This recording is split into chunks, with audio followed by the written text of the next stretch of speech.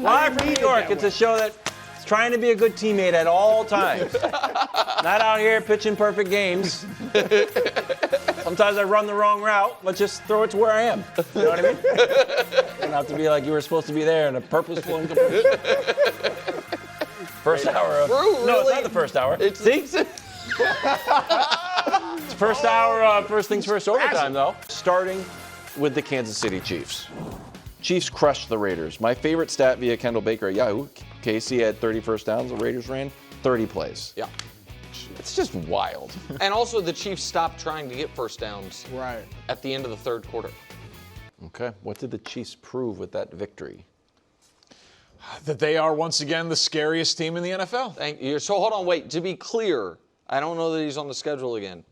But do we still, like, is part of the scariness being afraid that Russell Wilson can outplay Patrick Mahomes? That was just a moment in time. Is part of the scariness like being worried that they can't keep up with prolific offenses like Detroit or Baltimore? I'm just curious, like, what type of fear are we talking about here? Those takes aged like avocados. Okay. I'm willing to point them. I said I would not doubt them again. And listen, you are the Chiefs guy, and you have coined a lot of phrases. Yeah, tackle the turn the tide. It's the best one. Yeah, never a doubt. Yeah. They're the benefit of the doubt team.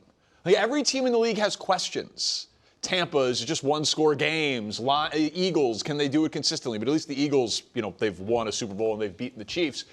If it's a wide-open league and the Chiefs can put an offensive performance like that together, and they can string them together, which is what my real concern with them was. Not like I don't believe the Chiefs can be good, but like, can the Chiefs offense look like they've looked the last 4 games, and now they've got 350 yards and 28 points in 4 consecutive games, and it took them, 29 times to do that before? Like, they have removed Can I ask any doubt. about this? Go ahead. I have a question, too. Did something happen, like, right before this 4-game streak that maybe could have changed the template of the season for them? It's possible. Okay. But do you think, Danny, that because Nick did a big thing like ripping all the Chiefs doubters, but that this graphic would be like, well, why do you think the real team is the team in the last 4 games versus the previous 29 games, as the sort of empirical scientist on the staff? I appreciate that, and how much does that hurt? Yeah, that's fine. Go ahead. That must hurt you a little bit. Well, I think the fact that Xavier Worthy came back, and then now Rashee Rice is back, and this last game was the first game ever that Hollywood Brown, Rashee Rice, and Xavier Worthy have all played together.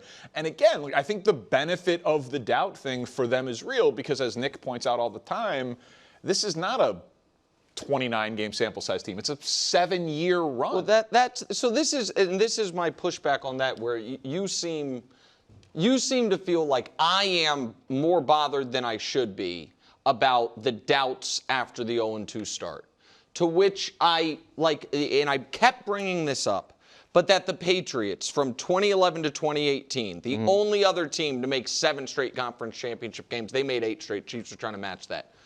4 of those years started 2-2. That we got used to the idea that the Patriots would figure out who they were in September and then get rolling. And the reason that the 29-game sample stuff bothers me so much is within that sample was literally them going on the road through the toughest, by advanced metrics, playoff gauntlet ever, and winning a Super Bowl, and then the next year going 15-1 with their starting quarterback playing, and then scoring 30 in 32 to go back to the Super Bowl when the offense got rolling at the end of the year. And we knew they were dealing with injuries at the offensive line and, more importantly, the most injured skill position group in football. And that's so to me, what they proved was, aside from the fact that obviously it will go down in history as tackle that turned the tide, turned the season around, and all the numbers back it up, just roll through the full screens quickly, Christina. We just can't. Like, everybody wants to do like these other things. That's the moment. And people can laugh because I'm a little tongue-in-cheek with calling it the tackle that turned the tide. Fact of the matter is this. They were 0-2, looked worse than they had looked in weeks 1 or week 2 in the first half against the Giants, and a Giants defender has picked up a football to take a lead going into halftime. And Mahomes took it back from them, and since then, they've looked unbelievable. They did lose a game, obviously, and Mahomes made a mistake, but it's the only real mistake of consequence made all year. That's to your point, Danny. Since then, they've been the most prolific offense in football. Since then, Mahomes been the best player in football, all of those numbers. But the other thing that they proved was if Patrick just has competent offensive line play and receivers he can trust, they are the scariest offense in football. And listen, I am very high on Rashee Rice, who he already is and who he's going to be as a player. But he is not right now a top 10 receiver in football. He's, nobody would say he's better than Amon-Ra St. Brown or CD or any of those guys. I think Xavier Worthy is going to be a legitimate number one. He is not that yet. And Kelsey obviously is not the player he was 4 years ago. But once those guys are out there and you actually have human beings that can beat man coverage and guys that Patrick trusts, they are going to move the ball at will, and to me, that's what they proved, bro. Yeah, no, Danny, I coined the phrase "the light show" that has kind of caught fire. Yeah, Brew invented and that. it proved that the light show is back. Like, there's no question about that. And we'll see what Rashee Rice and Xavier Worthy become. But I mean, that offense now has the deep ball threats in Worthy and Thornton.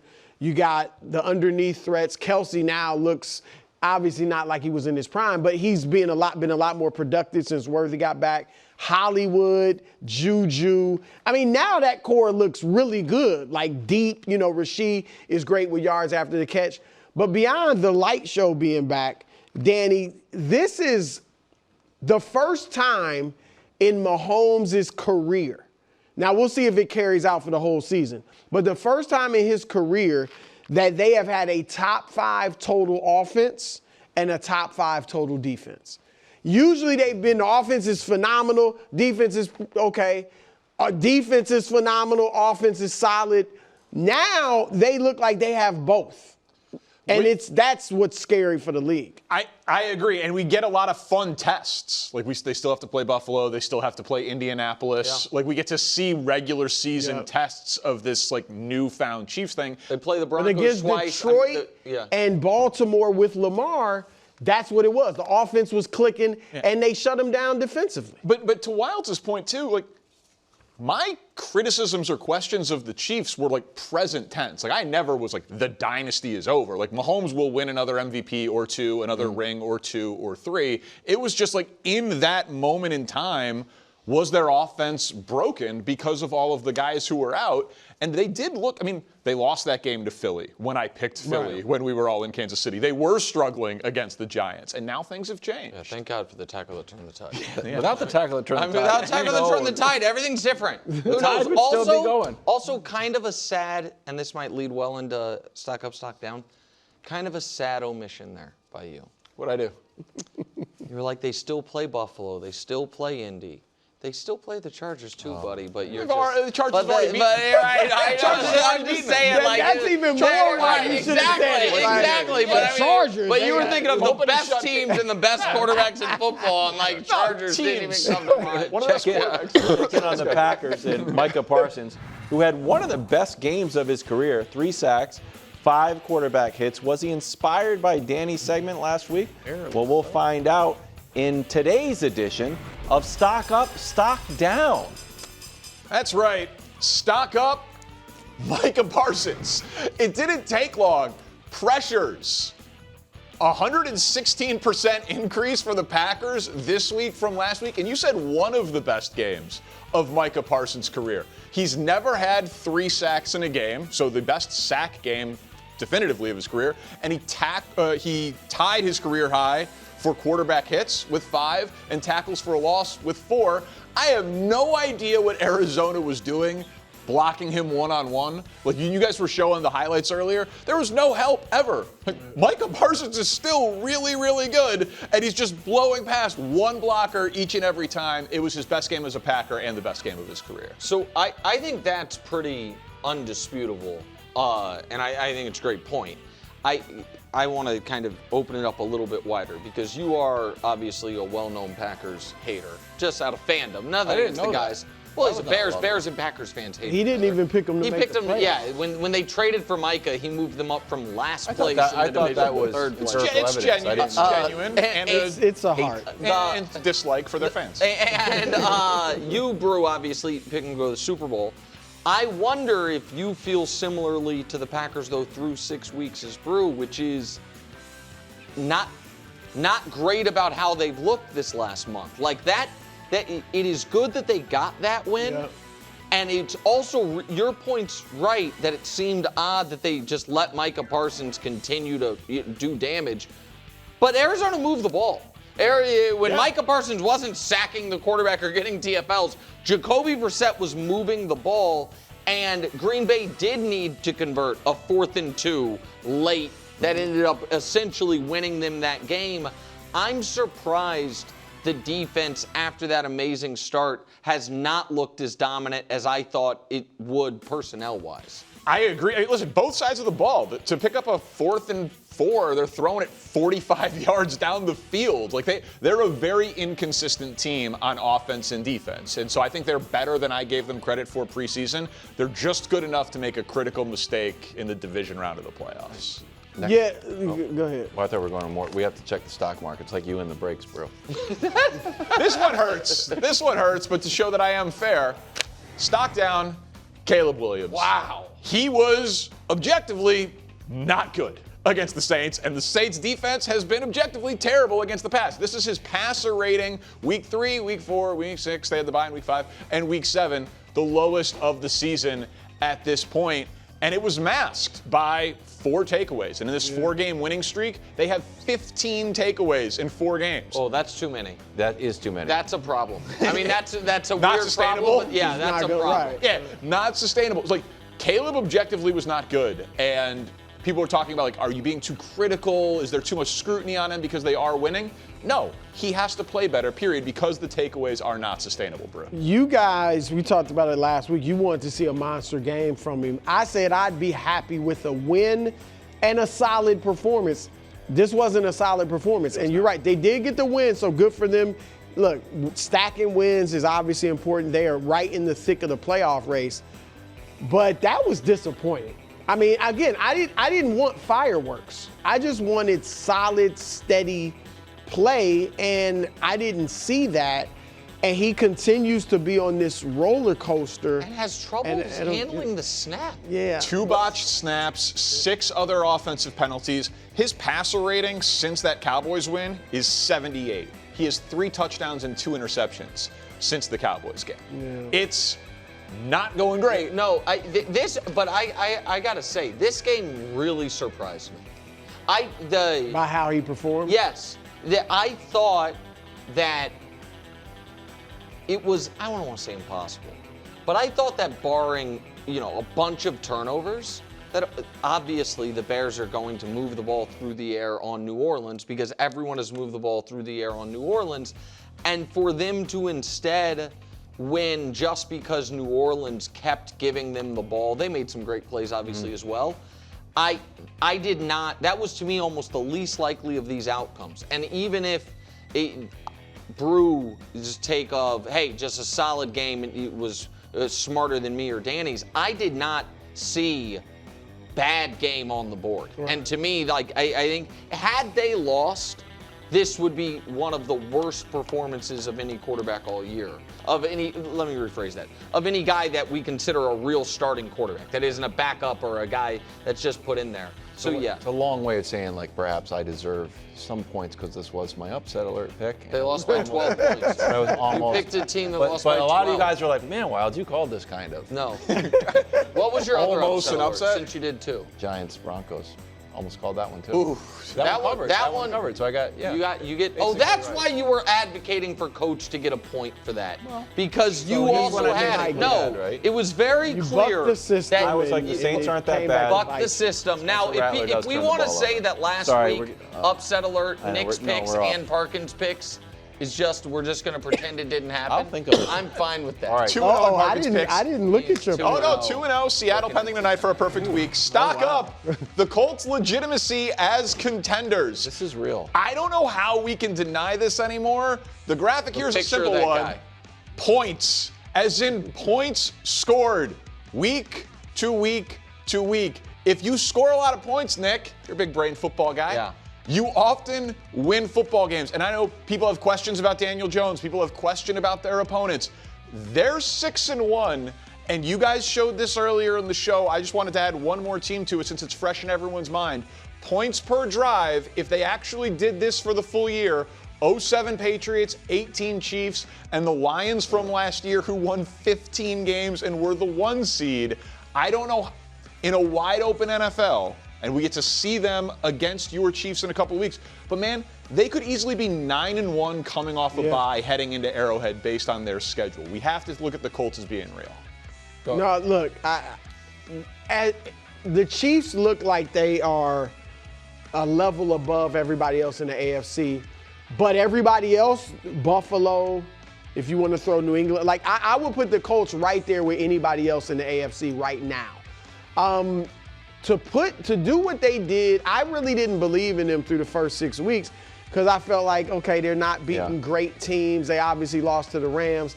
To do that to a Jim Harbaugh coach team that's pretty good, got Khalil Mack back, by the way, that Chargers defense. That's the second most points put on a Harbaugh team since he took over the Chargers last year. So that was incredibly impressive. And it's strange how they're doing it. Obviously, Jonathan Taylor is a star. Jones is not. The receivers are not. The tight end is playing well. But it's incredible what they're doing. Did you think the Vikings were a legit Super Bowl contender last year? I did not. Okay, then to me, this is the exact same bucket. Like, you have a superstar skill position player, Justin Jefferson, Jonathan Taylor. You have one of those quarterback whisperer head coaches you love so much, Kevin O'Connell, Shane Steichen. You have a quarterback that there's just going to be massive questions about throughout the entirety of the year, and then even into next year as Darnold is now answering them, but it has to be more than a year. And you're going to end up with a gaudy record, which I give you credit for, but I do not, right now, for me, if I were ranking AFC Super Bowl contenders, I'd go Chiefs here in a tier by themselves. In the second tier by themselves would be Buffalo, and then the third tier together would be this team and the Patriots, who are having awesome seasons and are really solid teams. How does that not make them a legitimate contender if you have them third in the AFC? Well, tied for third, but I mean, there's going to be 7 teams to make the playoffs. I just can't. I can't close my eyes and envision the Indianapolis Colts playing for the Super Bowl this year. I just can't.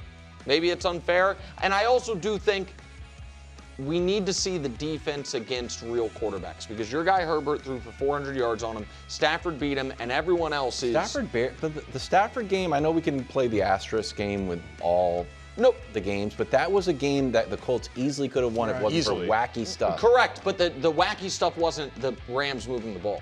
The wacky stuff was the Colts costing themselves points. Can I say one more thing before we go to stock up, stock down? Because I thought about this. I thought it was a really good point about the Vikings.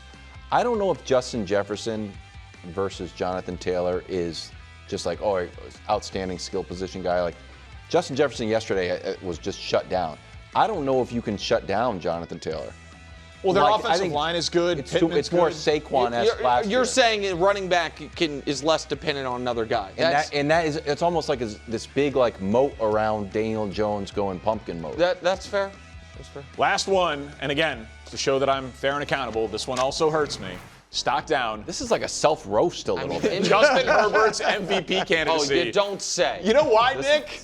Because in order to be the MVP, you got to win. So we decided to track his winning percentage. It started out perfect. It's not just that, though. Well, here's the thing. Justin Herbert had a few bad moments yesterday, but he also was great. Oh, stop. He was. We were texting about He had some throws. He had some great throws. Name 3 guys on the planet could make that throw. That's right. He did not allow 38 points. There were some bad moments He early. threw a pick in the end zone when the game was in jeopardy. That was and one then of the they bad got moments. the ball back with down 14, finally with a chance to make it a game. Tipped interception. Bad luck. God. Bad luck. Okay. 21 pressures on 58 dropbacks. He didn't allow 38 points. He was, not great, and he's not going to win MVP because of the wins. But also, you're writing off the MVP candidate? MVP's not happening this year because he's fallen behind pace of Peyton Manning. Here's the other. In the Well, MVP that's year. hold on. Look, I just want to see. I just wanted to update it. In fairness, in interest of fairness, through 7 games, the statistical numbers are actually not terribly far off. You can make up that gap. But the problem is the two at the bottom. They're not scoring enough points or winning enough games. Yeah, I mean, they did exactly what you asked them to do, which is throw the ball more. And by the way, another thing we're going to have to hear for the next 4 years about Justin Herbert. Did you see it yesterday? He's this close to the most completions through 7 years. He already has the most yards through 6 years and the most completions. It's a compiler. Yeah, and all, He's really all talented. Danny wanted was them to throw the ball more with him. And they're throw 4-3. They throw the ball more with him and they lose games. Go ahead. Danny, last 5 games, he's got 8 touchdowns, 6 picks. The more he throws, the more interceptions. Not all of them were his fault. Well, they're not. Thank you. We can Gotta say watch that the for game. every quarterback in the league. Yeah, it's true. All right? Peyton Manning, stock Don't up. save him. He's the real drowning Peyton right now. Manning, Don't throw him a stock lifeline. up. Yeah, Peyton's legacy is secure. Justin Herbert is still working on his legacy. Okay. So the question is, are the Eagles' problems officially behind them? And I will just say, for now, yes. But to me, the best compliment I can give the Eagles is that team can win this year's Super Bowl. You need to prove to me that you can do something excellent on the offensive side of the ball to win. And Jalen Hurts throwing to Devontae Smith and A.J. Brown looked excellent. Saquon is still a problem. The defense is still improving and young. But if Jalen Hurts plays football like that, they will be a problem for anybody that they play because, breaking news, they beat good teams consistently. Yeah, they do. I don't think their problems are officially behind them. You listen to Jalen Hurts, he understands, it's a process. We're still ironing things out. They're still trying to figure out how we can run the ball better, how we can be better in that element of the game. Now, yesterday, I think they answered a lot of the questions that, not really questions that we had, but they pretty much did what everyone was hoping that they would show us earlier in the season, which was throw the ball and throw the ball effectively. The thing that I loved about how they threw the ball is they threw it down the field, opening up not just hopefully the run game, but even more of the passing game underneath. A lot of people just think that when you throw the ball down the field or you throw in the passing game, it opens up your run game, but it also opens up other parts of your passing game, and that's what we saw. They were very efficient. They used their big playmakers on the outside, and they had a tremendous amount of success doing it. Yeah, this is the best passing performance I've ever seen from Jalen Hurts. I mean, he was just money good. I'm happy that the babies were able to get fed and they shut up. A.J. Brown, Devontae Smith, they all ate. But I'm kind of like Greg. One good game doesn't erase the uglies. I think when you talk about this offense right now, when January shows up, you need 2 things. You need a run game and an offensive line. That didn't show up for them. What we saw was explosive, Jalen Hurts on time with the football. And when you go against a defense that can shut down your vertical routes and really force you into a muddy run script, who are you? Because that's what happens in January. So I'm not surprised they're capable of this. What I'm more worried about when January come around, who are the Eagles? Because right now I think their identity is still in question.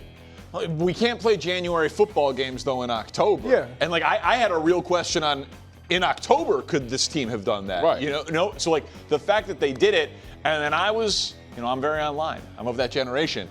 I didn't see a single subtweet or Instagram post, because we've seen it out of wins. And, it felt quieted. Not when we're getting involved. Not when diva wide receivers. Not when the offense looks sexy. And what makes the offense look sexy is you It's a run use the game. guys. You use the guys that are on the perimeter. I see. That's what you're all happy. I get it. No, I look at this game as saying good. This game felt more like a reset and an exhale. This didn't feel like the Eagles finally say, ha, we are them, right? I still think we need to see Saquon. Need to see this offensive line. The defense needs to be better. There's still questions to be answered. So I am happy they won. I'm happy we don't have to talk about A.J. Brown not getting the ball. But now it's about stacking wins and stacking high-octane football for the next 2 weeks. Then we could talk about, all right, are the Eagles officially back? I do think, though, too, Kevin Patullo, quiets around him now, and then we could put up the Eagles' schedule, and all of a sudden, you peel it back, and you're like, okay, well, they beat Dallas, Kansas City, L.A., Tampa, Minnesota. Now they're this year's resume, not last year's Super Bowl team, not some hypothetical thing in the future. Now all of a sudden it's oh, this is a 5-2 team with a good this year resume. Like there's a reason to, because all the Eagles did all offseason was, we don't even want to look at our banner. We don't want to look at the rings. We don't want to talk about the Super Bowl. Which is smart. Sure. Yeah. But then when they had that 2-game losing streak and they were asked about it, hey, is this the 2023 blip, you know, the funk and all that? They were like, well, how do you know it's just not last year's blip? They started talking about the Super Bowl from last year. They got defensive. Sure. They got defensive. But now this year's team has something they can hang their hat on and say, look, we can do that. Yeah, I think some of the problem with this Eagles team is I think they get in their own head and they get in their own way in terms of trying to, and Jalen Hurts kind of alluded to it in postgame, because they have an identity of being a physical outfit, of running the ball first, being a run-first team. They try to force that issue even when it's not being productive. It's counterproductive at times. And I think they've hurt themselves by saying, you know what, this is who we are. We're going to stick to our guns, when every game kind of creates character of its own. And you have to play that game and provide the offense of what's being shown. Yeah, like if you can't run the ball this game, you better be able to pass the ball and still win games, and that's what they were able to do yesterday. Well, quickly, I'm not afraid with them being alarmed, because when your bread and butter is no longer your bread and butter, you start questioning what you can really do well. And it took a game like this to happen to say, okay, we're not as bad as we think we are. 2-game losing streak, this calls for concern there. And now it's behind them. I've been waiting all day to talk about this game. Craziest game so far in the NFL season to date. And I didn't think it was going to be Broncos and Giants erasing a 26-8 deficit with just over 5 minutes to go. The Broncos scored 33 points in the fourth quarter. That's a bit above average. So there's a comeback and a collapse. So the obvious answer here is both. But Willie, I'll start with you. Bigger story. Broncos comeback or Giants collapse? Giants collapse. Bottom line, this is Brian Daboll. When you talk about 4-minute football, right? You got to understand how this all situated. You're talking about the Giants being up by 10 points, the Broncos having 3 touchdowns. Giants get the ball, run the ball, scatterable, boom. That's what you should do. Second time up, run the ball, scatterable again. Good. Now it's 3rd and 5. You put the ball in Jackson Dart's hand instead of running the football, because even if you get stopped on there, you punt the ball. The Broncos now have to not only burn a timeout, but they have to go the length of the field. Even if they score, now, even let's say if they get a 2-point conversion, now they're down by 1. They have to onside kick. There's not enough time in the game for them to rally back. So this is a collapse on 4-minute football. And this is they would have burned their last time out. Yeah, this is on Brian Daboll. You have to ice this game. You got to lean on your offensive line and your run game and realize that, sure, your defense is getting slaughtered, but the time is against the Broncos in this moment. So for me, it was about Brian Daboll and his defense. Shane Bowen, the fact, I know you're a little depleted in the secondary, but the fact that you didn't blitz and allow your boys to go hunt when you know you have Bo Nix, who's trying to take on a Herculean effort to win that game, and you put no pressure on him, it was just a total collapse. I put this on both sides of the football, but mostly Brian Daboll. Yeah, I'm going the opposite way. I thought the bigger story was the comeback, because we've seen this team do it. Again, against the Eagles, we saw this type of a performance come back in the fourth quarter and put up a tremendous amount of points to win the game. But I don't know how sustainable this is. And even with the success that they were able to have in the fourth quarter, you go back to the post game and we had that shot there. But he's being cute there. Greg. So I know he's being cute there. Yeah. I know he's being cute there. I don't think he's put himself in a position to where he can do that. Okay.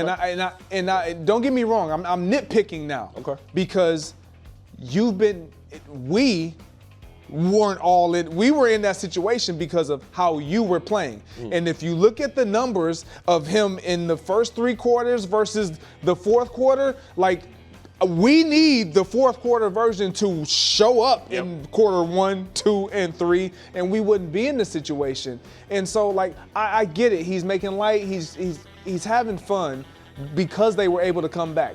But these aren't types of wins that are sustainable when you're playing teams like the Kansas City Chiefs, the cream of the crops when you play every single week. You can't perform like this and expect to win every game in the fourth quarter. So I'm going to cop out here. The bigger story of the game to me was what you said, was the Giants collapse, because you're missing extra points and your coach is not putting you in the best position to win that game. Like if I genuinely believe that if I was managing that game for the Giants in the fourth quarter, I genuinely believe the Giants would have won. 100%. You know what I mean? Yeah. Just like my understanding of game theory and all that sort of thing. So that in the game, it's the Giants. But 5 weeks from now, we could still be talking about the Broncos. Correct. Because they are 5-2. They are in first place in the AFC West. And I was just curious, like this stretch of games, and you alluded to it a little bit. They have the 18-point fourth quarter comeback against Philly.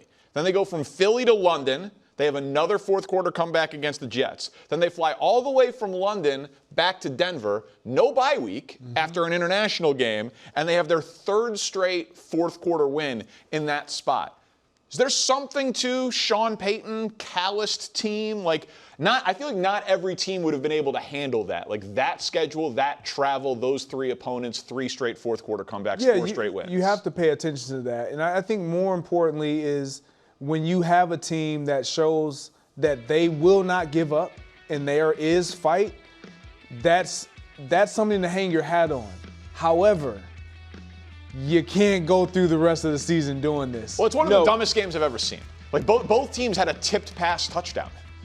Yeah, but I mean, Like, but I do think you make the point with Bo Nix leading the charge. It doesn't matter how bad he plays, he keeps you in the fight. And the fact that you have a quarterback at this point who's been able to finish up and down games is a plus because when you get towards the back end of the season, nobody's playing their best. You just got to win. And he's shown you, it doesn't matter what the script looks like, he's going to close the show. So I'm fine with games like this because I'd rather have a quarterback who's competent, like a Baker Mayfield, to produce like this, than having a quarterback like, man, we just got to chalk it up because that's not what he can do well. He can't put on the cape. Jackson Dart was about to own this city. Yes. If they would have won that game, my goodness. They would have going to name sandwiches. They were going to name everything after. Goodness gracious, we were robbed. Thanks for watching. Subscribe here to get more from the show and to check out clips from other shows on FS1.